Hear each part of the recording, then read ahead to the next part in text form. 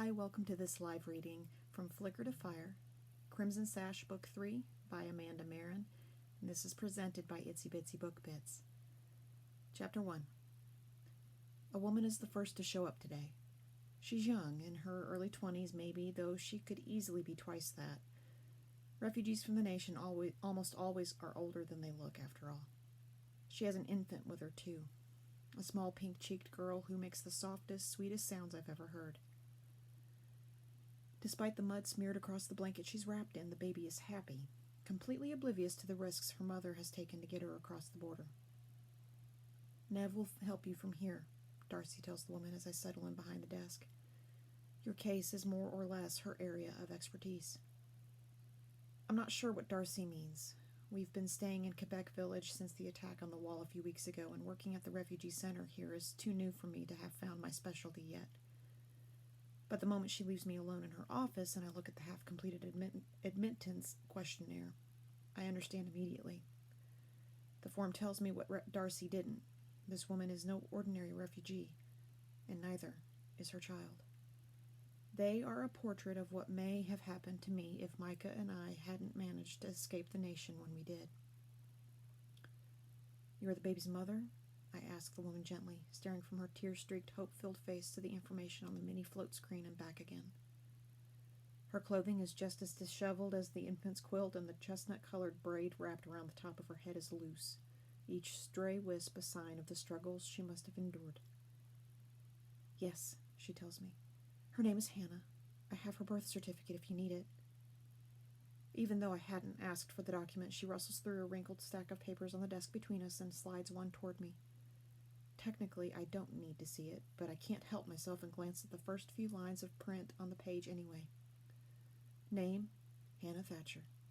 Mother, Blythe Thatcher. Father, unknown. And the father is listed as unknown because he's a sufferer, I say. Nodding, she blinks away another set of tears. I couldn't name him. They'd mark us as traitors and take Hannah away. I cringe, the story sounding all too familiar. We didn't plan to have a baby, she says softly, rubbing the curve of her daughter's cheek affectionately as she looks down at her. My Sanger shot failed. The medic told me. I knew right away what I wanted to keep her, though. She already reminds me so much of Silas. That's her father. Does he know about Hannah? Again, the woman nods and she looks up at me. It was his idea we run away to the New Republic. He insisted. He didn't want us to be taken during the Inquisition. My mouth goes dry and my heartbeat slows inside my chest. What Inquisition? Blythe's bottom lip trembles. The suffering Inquisition, the one the Assembly of Governors agreed to after what happened in Bristol. The birth certificate I'm holding suddenly feels unnaturally heavy. My grip on it loosens until it sags in my hands, partially resting on the desk. I'm sorry? What? I choke. The woman moves to the edge of her seat, clutching her infant closer to her chest. She leans forward, and when she talks, it's in a whisper, as if she's telling me a secret. There was a young sufferer in Bristol who broke his contract last summer. A flash of heat pulses through my veins. I know what happened in Bristol. I tell her quickly. I need no reminder of those painful weeks between the time Micah and I were arrested for breaking the rule of anonymity and when I finally found him at the work camp in Galloway. I meant the part about the suffering Inquisition. What is it? When did it start? Blythe takes a deep but shaky breath. It was signed into law last week. There's this Inquisition board led by the woman who reported what happened in Bristol.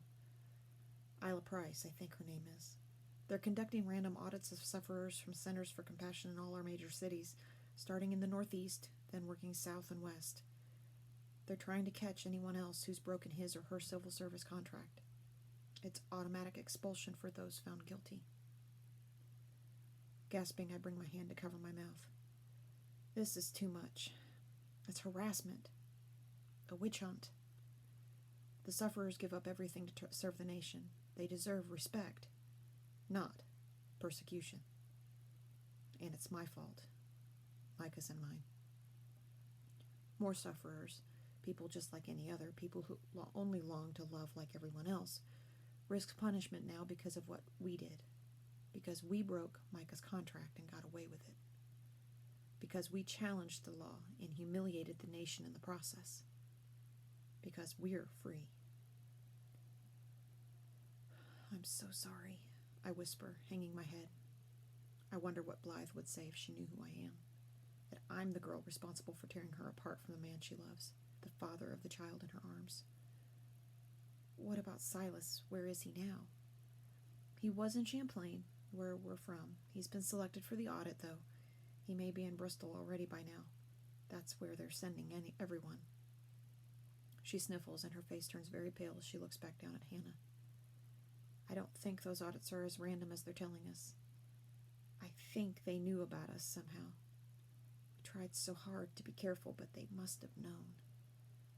Darcy keeps a whole drawer of the desk filled with boxes of tissues.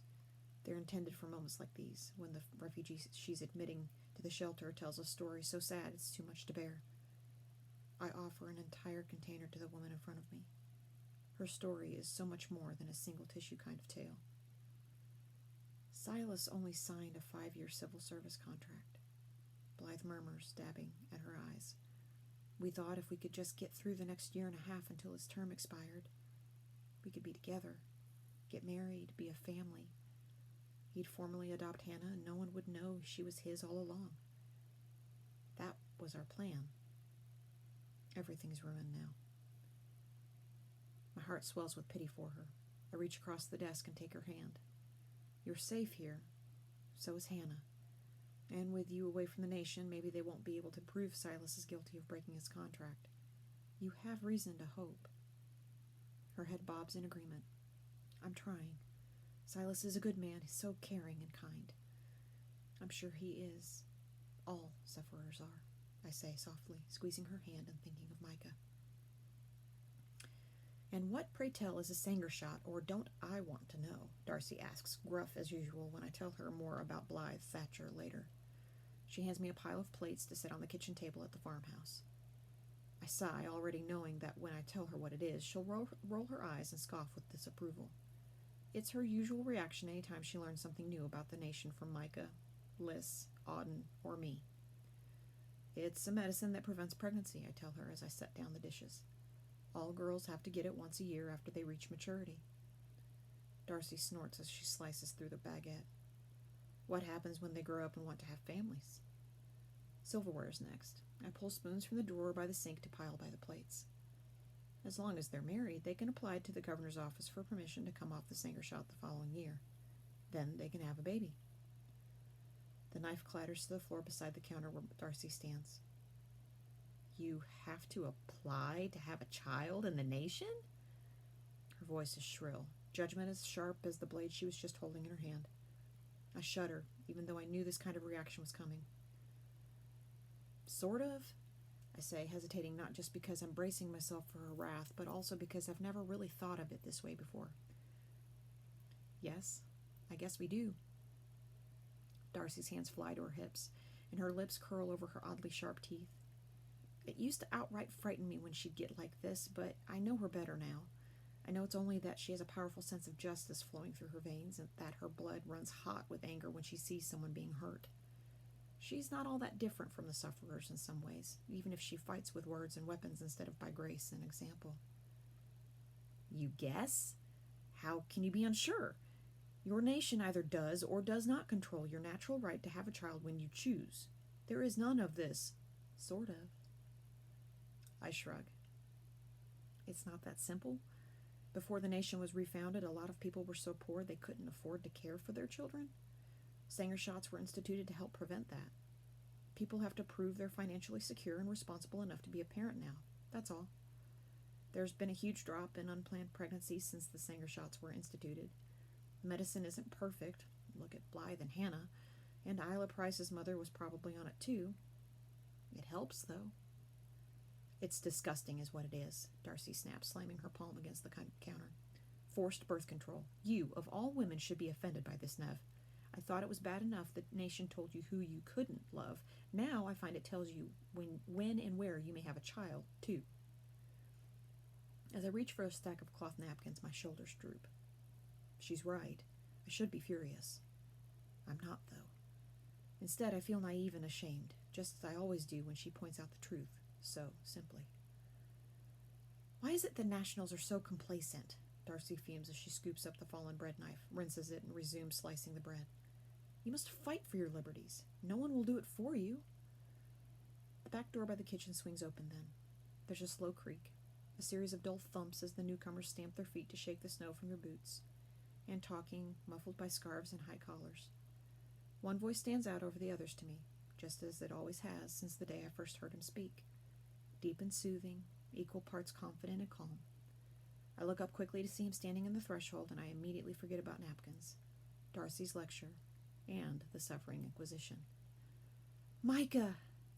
I put my arms around him, not caring that his cheek is cold against mine or that the snowflakes on his shoulder melt into my hair. All that matters is that he's here. Other than the time he spent at the work camp, this is the longest we've been away from each other since we met. 5 days. Even though I knew he was only a couple hours away in Marin, and even though we talked each night on a mini float screen, it's felt more like 5 weeks. I missed you so much, Micah murmurs, holding me tight to his chest. You'd think they were never going to see each other again, Darcy says with a snort. She throws her hands in the air like she's annoyed, but there's laughter hidden deep beneath her tone. Well, with their track record, can you blame them? Says Chloe, hanging up her coat in the closet, then helping Liz and Auden with theirs. When I glance at her, she winks. Every time one walks into the room, the other deserves to celebrate. They fought hard for their right to love. You were not so unlike them once. Yeah, Darcy, give the kids a break. Behind them, Remy crowds into the space. As he unwinds his scarf from around his neck, he gives Darcy a peck on the cheek, using the distraction as a chance to snatch away a piece of the baguette. Catching him mid-grab, Darcy raises an eyebrow and pokes him in the chest. Wait until the others get here, she scolds. I hope they show up soon, he says. We have lots to discuss. Darcy's eyes meet mine. We do too. A most interesting refugee turned up today at the shelter with news from beyond the border. Nev can give the full report. I can? I echo, uncertain. I've never given a briefing to Sans Moors before.